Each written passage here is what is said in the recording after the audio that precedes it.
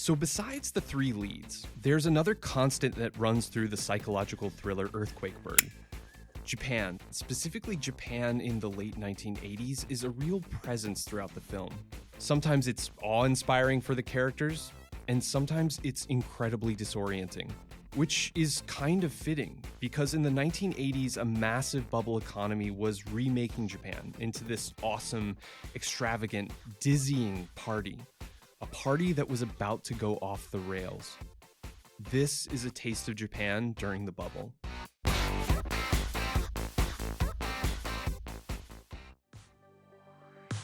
Party. That's the word that keeps coming up when you read articles about the bubble, and it's one reason this big party scene made it into Earthquake Bird. Even the macroeconomic parts of the story feel like partygoers taking things just a bit too far. This is a super simplified version of what happened, but the bubble got its start in 1985, at a time when Japanese goods were selling like crazy around the world. And America didn't like that so much. At a trade summit that year, the US got Japan to agree to weaken the dollar relative to the yen so that maybe, just maybe, American goods could sell like crazy around the world too. But in agreeing to that, Japan risked a recession, so they slashed interest rates to prevent the yen from getting too strong. And that caused this. Seemingly everyone in Japan and their uncles suddenly rushed out for a loan, and hyper-competitive and even reckless banks were eager to dole them out. People bought land and then used that land to secure further loans, with which they bought stock and more land. It was a buying frenzy, which you can almost see in the charts. The real estate and stock markets tripled in value in just a few years. And there are these stories that make tangible the obscene amount of wealth in Japan during the time. It's hard to even tell if they're true or not, but they're still revealing in how extra they are. To hail a cab in downtown Tokyo, it said that you had to wave a 10,000 yen bill in the air, $100, just to get a driver's attention.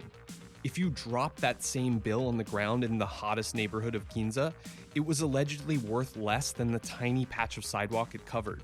The grounds of the Imperial Palace, which weren't ever going to be for sale, were somehow worth more than the entire state of California. And the land in Greater Tokyo was 4 times more valuable than the entire United States. Yep, the whole country. You can imagine it made this search for an affordable apartment pretty difficult.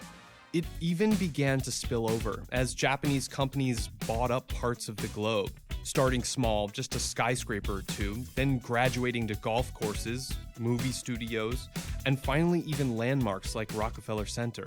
If commercials are a window into a nation's soul, and I like to think they are, then I submit to you that this famous energy drink commercial shows just how triumphant Japan felt when they belt out stuff like this.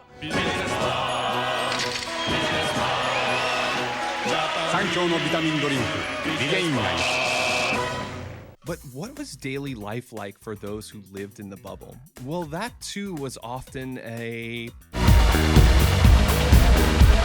In bubble Japan, there was apparently a lot of time and money spent on earthly pleasures in nightlife districts like Ginza or Shinjuku, which was a fairly dramatic shift for a culture that had previously emphasized saving and community.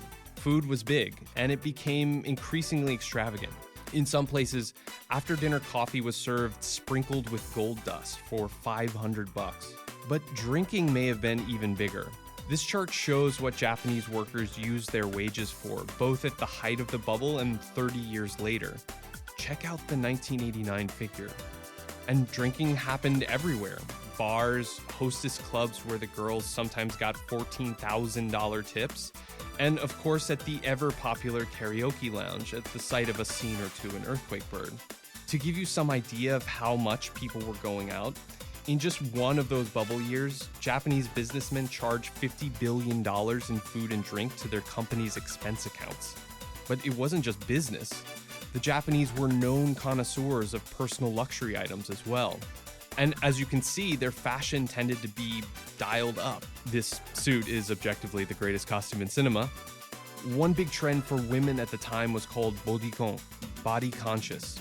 tight, revealing, form-fitting clothing that often made its way to a dance floor. And those dance floors were epic. Like Studio 54 in the 70s, they somehow captured the times.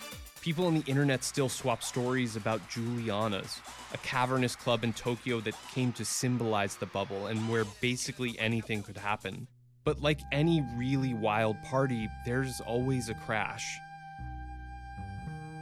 The stock bubble popped first, causing a cascade of bankruptcies everywhere. And just 1 year later, people had stopped buying those extravagances they had once lusted over. Then bad stuff started oozing out from under the glitz. There were tales of inequality, corporate corruption, and Yakuza infiltration.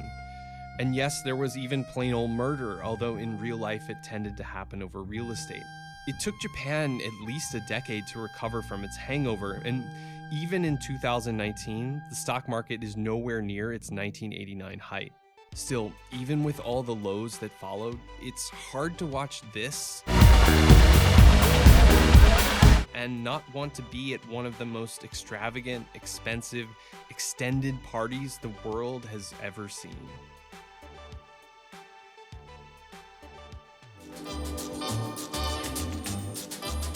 It didn't all happen in Ginza or Shinjuku. The bubble remade the Japanese suburbs as well. In the late 1980s, the Japanese had over 1,000 golf courses under construction, and this is my favorite part. They built a dozen giant indoor ski domes.